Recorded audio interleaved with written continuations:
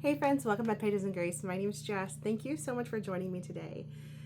It's been a minute since I've recorded a video, and I have a lot of books that I've purchased. I have a stack here and more stacked over here of books that I purchased in the last, I would say, 6 months. So today I'm going to go through all the books I purchased that I can remember are from that time.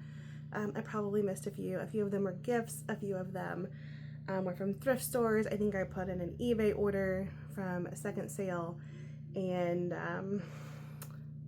yeah, it's a lot of books.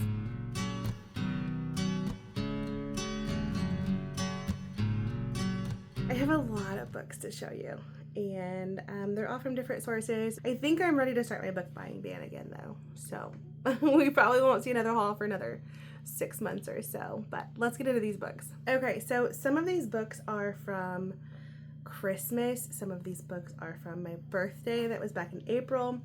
Some of these books were from thrift stores that I found along the way for like $1 to $3. Somewhere in there is usually a good price for a book that I'll pick up.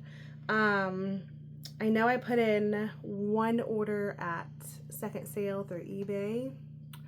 That was several books, but yeah, there's a lot of books here to talk about. I know last year with my husband changing jobs and coming home, it was a whole different financial situation, so I just said I'm not buying any books, and I didn't. And I think I bought one book around Christmas time or New Year's. We each bought a book, and that was it. And then when birthday month came around, there was a thrift store, eBay order, another thrift store, and then a few gifts that were sent to me from some dear friends. And yeah, so let's get into talking about all of these books. There's a lot of nonfiction. Big surprise, I love reading nonfiction. I absolutely love reading fiction and stories, especially with my kids, but I don't know, there's something about diving into a nonfiction book and learning something new or bettering myself that I just absolutely enjoy. All right, so I don't even know where to start. Okay, I think I got all the Christmas and birthday gifts here lined up. Husband and boys and daughter got me for my birthday and Mother's Day this year. I think the last time I recorded a video, we had 3 boys, and we still have 3 boys. The week of my birthday, which was April 29th, so like the Sunday before, we had a sweet girl join our family. So we are now a family of 6. I have a 6-year-old son and then 3 4-year-olds, 2 boys that are twins, and now a girl that has joined us, and it's chaos, and videos will happen when they happen. All right, so this first stack are the books that my husband and children have purchased for my birthday and for Mother's Day. I think there was one. I know there was one for Christmas, and at this moment I can't think of what that is. I've probably already read it. But the first one were the next 2 in the Emma M. Lyons series. I have loved reading this series. I actually finished the series from the library. But these are books 2 and 3.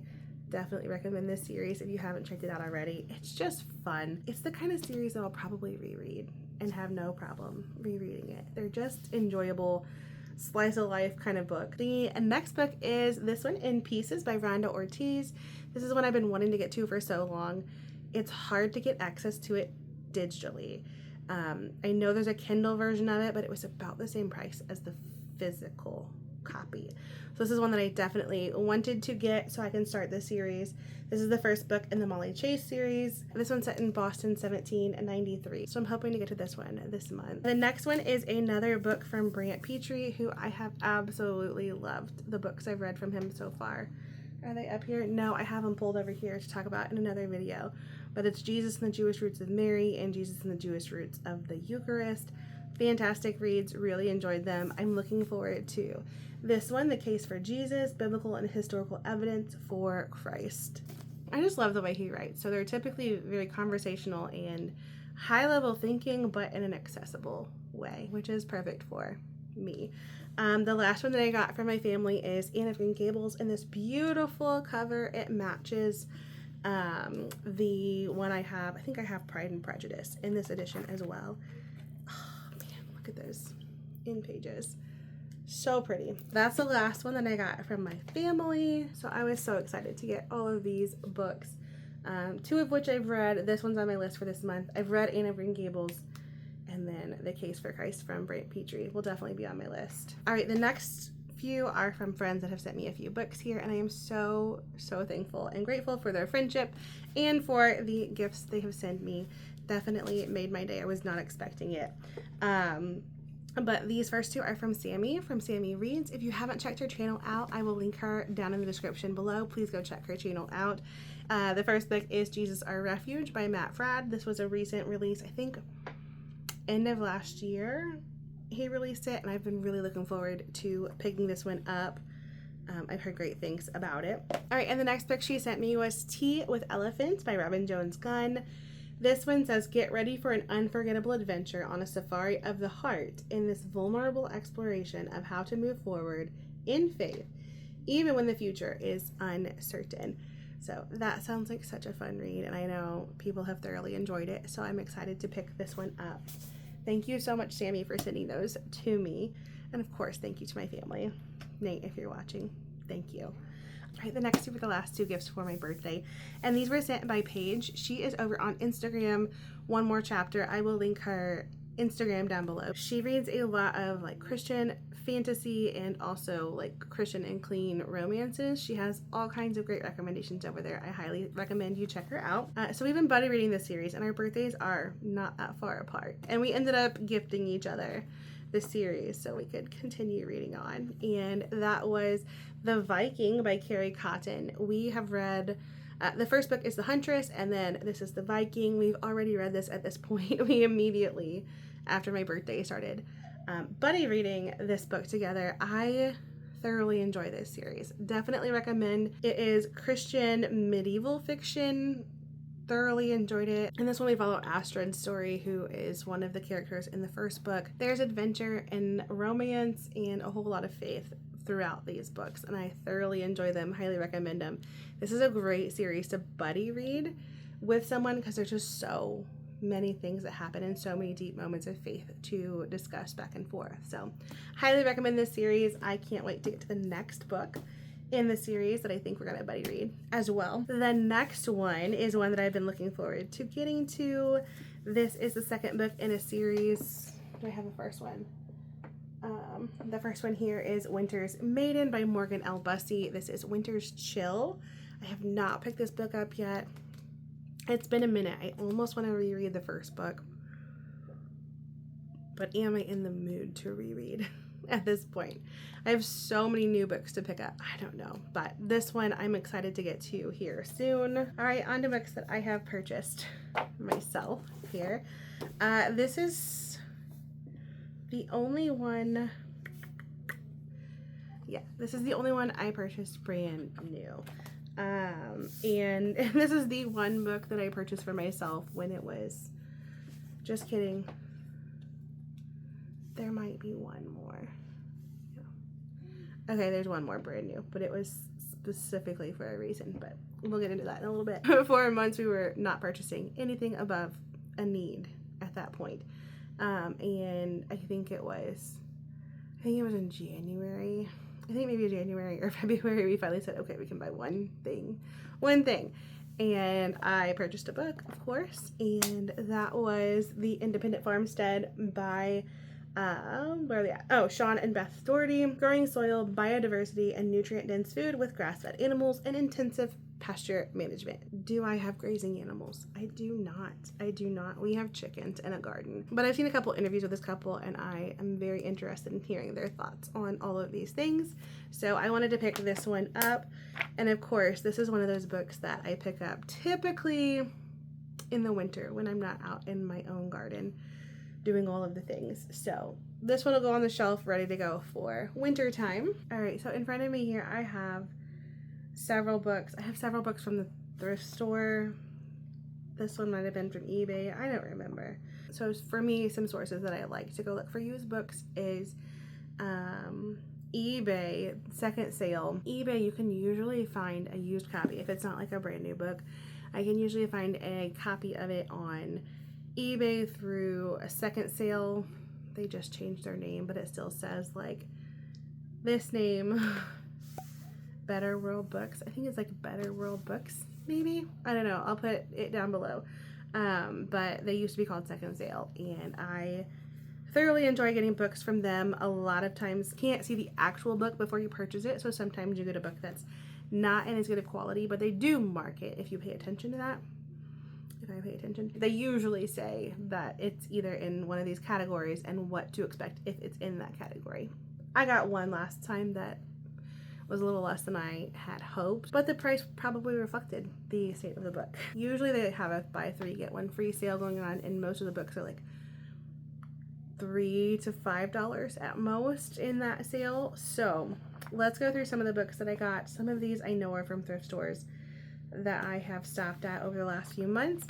This one's been on my list for a while. It's called Mapheads by Ken Jennings. Ken Jennings takes readers on a world tour of geo-geeks from the London Map Fair to the bowels of the Liberty Congress, from the pubescent geniuses of the National Geographic Bee to the computer programmers at Google Earth. Each chapter delves into a different aspect of map culture, high-pointing geocaching, road atlas rallying, and even the unreal estate charted on the top maps of fiction and fantasy. Jennings also considers the way in which cartography has shaped our history, suggesting that the impulse to make and read maps is as relevant today as it's ever been. I don't know, it looks fascinating. I love maps. I've always loved maps. I have always loved maps. You could find me in the back seat on a road trip, looking at the atlas and studying and seeing all the places around us. And I don't know, I've always loved maps. This book sounds fantastic. I probably won't get to it during the summer, but it's one that has been on my list for quite a while to pick up, and I finally found a copy of it for a good price. So I'm excited to get to this one. This one I've already read, but I wanted to have a copy of it, and this is the second book in Dusty Bowling series, Momentous Events in the Life of a Cactus. The first one was the first one I have up here, and it's Insignificant Events in the Life of a Cactus. Fantastic book. The second one, I don't think I liked it near as much, but I did enjoy it, and one that I want to have on my shelves ready to go for my kids. This one was a recent pick up from a thrift store that I went to. It's a book I've actually read before. I saw it on the shelf for like $2, and I was like, I have always wanted to go back and reread that and see how it holds up today. This is one I had to read for college. So I graduated with my bachelor's from a Catholic university, which also included, I think you had to have so many credits of religion. And one of the courses you had to take had to do with like religions of the world. And one of the books we read, and that was Jesus Among Other Gods by Ravi Zacharias. I'm not sure. But this book, I remember reading through it, I think, honestly, I think this was the very first Audible book I ever purchased. Either this one or I think this one, and I think I purchased an audio version of the Bible, if I remember right. I had to read a certain segment of the Bible, and I was commuting back and forth an hour each way every day to get to school, and so I was like, I have to do something that I can listen to. And so this book, and I think I have the audio version of the Bible, were my first 2 Audible purchases ever. This would have been back in like 2012 when I first got my Audible account. I remember reading this, and it's one that I don't know, I want to go back to and see if my thoughts hold up on it or not. It's a very short book. At the time, in the middle of all of my courses for science, for biology and chemistry, and it was a lot to add on top of it, but I saw it for a cheap price, and I was like, I want to pick that book up and see what I think about it today. All right, another book that was just, I don't know when I'm going to find the time to get to this book, but I want to, and we shall see. I don't know when I'm ever going to find the time to get to this. My worldview right now is that of having small children and lots of noise all of the time. I was talking to my husband a little while back, and I hadn't got my Bible reading in the morning. I think my kids had come in and woken me up like before I normally even get up. It was an early day for us, and I had my Bible out later, and I was trying to get it read, and I couldn't get through like 2 or 3 verses before I was interrupted with, Mom, hey, watch this, or Mom, I need this, or this, and there's 4. There's 4 of them now. And they're all at an age where there's so many questions and so many things that need answered, and so many little bickerings back and forth. And I don't know, 2 to 3 verses in the Bible is what I could get through before I got interrupted. And I know my scope of reading right now is that it feels like it's never ending, and I know it's only a stage of life and it's not going to last forever. So I'm still inquiring books that I'm interested in getting to, but honestly, am I gonna get to it in the next year? Probably not. So this one is one that is on that list where it's like I want to read it. I found it, for a couple $2 at the thrift store. I am fascinated with it, and I think it's something that I do want to get to. I love learning about history, and specifically like how all of these things fit together. Like, things were happening at the same time that I would have never put together. Stories that I know that were happening at the same time, and I never like put it together in my brain. I don't know, it fascinates me. But this is A Short History of the World by J.M. Roberts. Again, am I going to get to it this year? Probably not. But it is one that I was like, that sounds fascinating, and I want to get to it at some point. It's on my shelf, and it'll stare at me for a while. All right, so this next section, I have lots of kids nonfiction books that I pick up at the thrift store. When we go visit my husband's family in Minnesota, there's a thrift store I always like to stop at and just see what kind of books they have. Sometimes I get some, sometimes I don't. Especially now that I'm homeschooling our oldest, I just like to have nonfiction books around. I love storybooks. If you can't tell by my reading taste, I do love reading nonfiction books. If you're fairly new to my channel, I probably haven't talked about it in a while, but I used to be a middle school science teacher for about 11 years before I stayed home with our kids, and that's never gonna leave me. And it's always gonna be something that I just love sharing with my kids. So I got this series on the shelf. I did not get all of them. There were more that I had to leave behind, but I had to keep myself within reason. All right, I have Ask Me Why, Which Bug Uses a Torch, Ask Me About Highlights in History, Who Lived in Castles, Ask Me About Mammals, Who has a trumpet nose, Ask Me About Dinosaurs and Prehistoric Animals, Ask Me About Reptiles and Birds, and Ask Me About Creepy Crawlies, because this is life with 3 boys in our house all the time. Another book I picked up was Nurse Soldier Spy, and it is the story of Sarah Edmonds, a Civil War hero. That was in really good condition.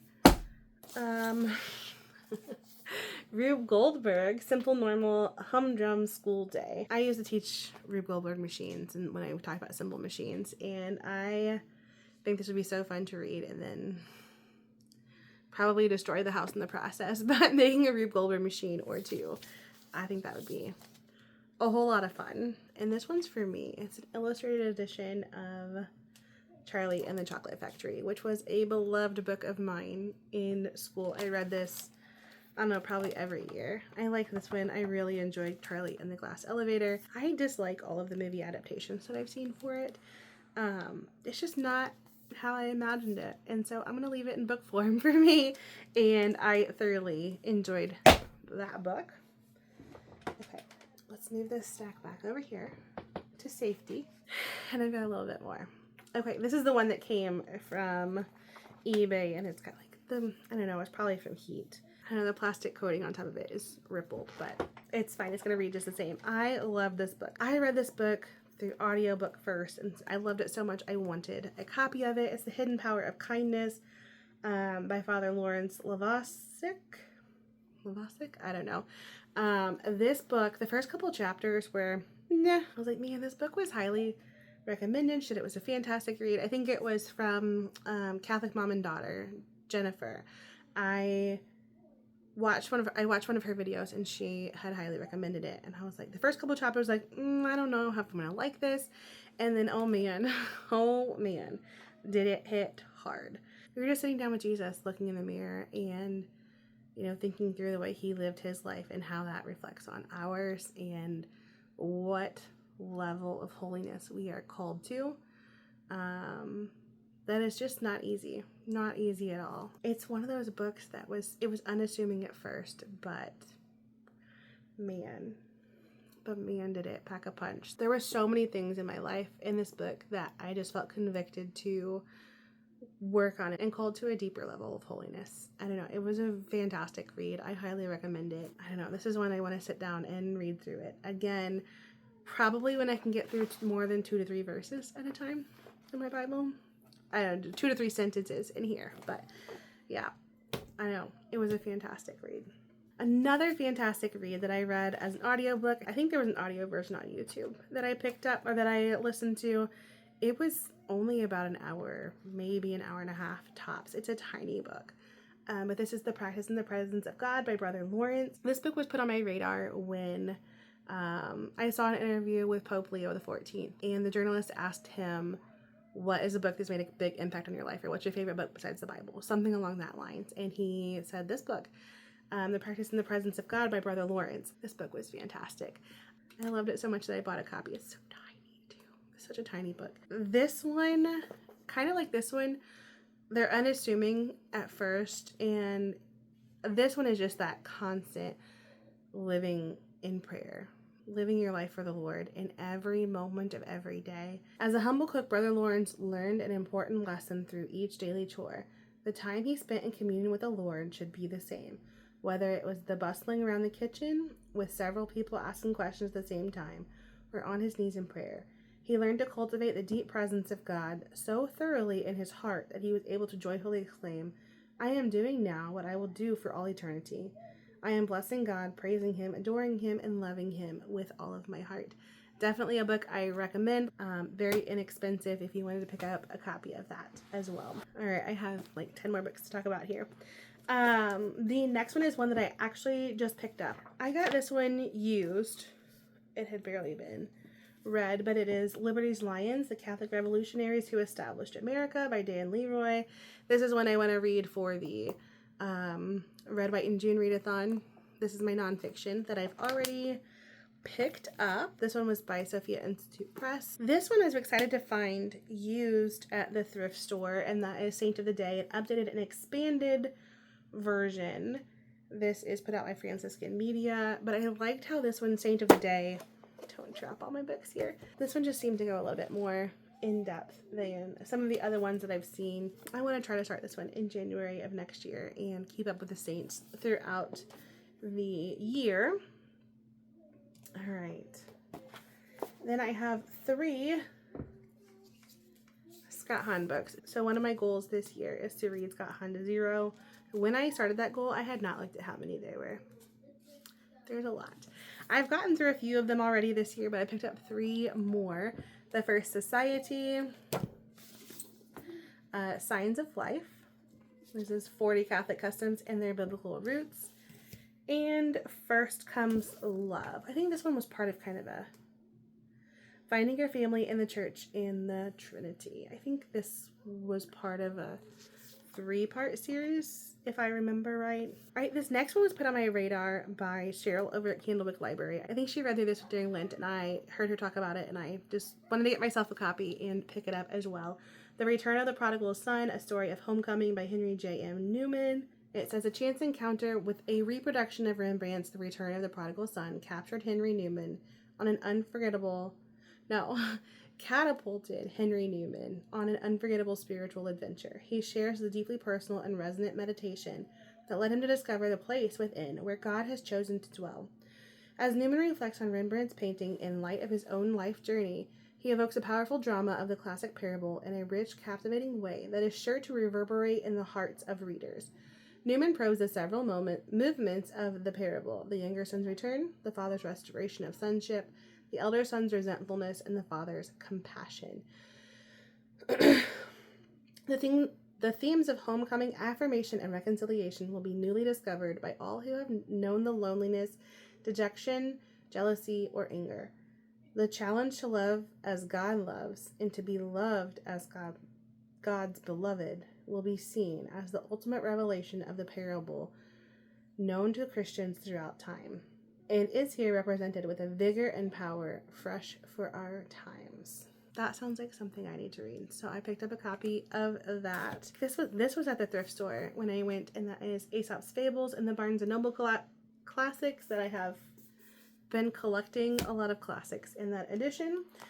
True Devotion to Mary, St. Louis de Montfort, A Consecration to Jesus through Mary with St. John Paul II by Father Brian McMaster.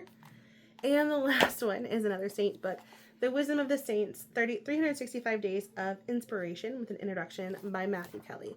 So this one is just a quote a day from the saints, from different saints throughout the year. I'm not sure I'll do this as like a 365 day or just read through it, seeing the different quotes, picking out the ones that I like and writing them down in my journal. But there were lots of good ones as I was reading through this. All right. All right, so that's all the books that I purchased over the last like 6 months. This stack was much smaller until about the last 3 weeks. It is June 1st today as of recording this video, and hopefully I will not have another book haul like this until, you know, the end of the year. All right, so that's all the books that I purchased in the last 6 months. It's a lot of books. It's more than I expected. To be fair, most of these books have come since my birthday. So within the last 4 weeks, I've acquired most of these books, and another book buying ban has been put into place until I make a dent in some of the books that I have on my shelves that I want to read. I'm always hesitant to share all these books that I've accumulated over the last several months. I never want you to feel that you're missing out by not purchasing books. So library books, most of my books that I read come from the library, come from Kindle Unlimited, some other service that I have that I pay for, like Everand. I have like the old version of Everand still. I don't know if I can recommend the new version. I haven't tried it. I don't want to. I enjoy the way it's set up right now. I also share an Audible credit with my husband every month. So 1 month I get an Audible book, 1 month I don't. I also have Hoopla and Libby that I can use through my library. There are lots of ways to access books even if you don't purchase them. I have really tried to restrain myself to pick up books, to only pick up the books, especially fiction books, that I thoroughly enjoyed, or I already know I enjoy that author. Actually,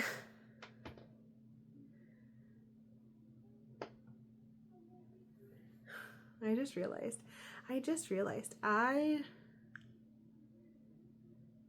those are all nonfiction. Those are almost all nonfiction that I purchased for myself. Which is fair. That's typical. I love to have a physical copy of nonfiction books so I can mark them up and highlight and do all the things that I want to, put all the tabs in them. Fiction books, I don't do that near as much. There's one fiction book that I purchased for myself. Yeah, all the fiction books were gifts, and the ones I purchased were older nonfiction books. I don't think there were no brand new, except for the Practice in the Presence of God, but that was also a very old book. What I was trying to say is don't feel like you're missing out because you don't have a physical copy of the books. I cannot tell you how many times I have purchased a physical copy of a fiction book, read it, decided I didn't really enjoy the book, I didn't think the author was one that I want to continue reading, and now I have the physical copy of the book that I can now sell for a fraction of what I paid for it. So I tend to only purchase books that are either very highly recommended or I already have read the author and I know that I trust their writing. I can't tell you how many times I have purchased especially fiction books with authors that are new to me, that 1 or 2 people recommend, and I get it and I read it, and I'm not a huge fan. I'm not a huge fan, or it's not one that I'm going to reread. And so I am very cautious about what I purchase now because I don't want to sit here and buy it and then end up selling it for much less. All right, I have one kid up from nap, so thank you so much for joining me. I'm so thankful you spent some time with me today, and I will see you in the next video. Bye.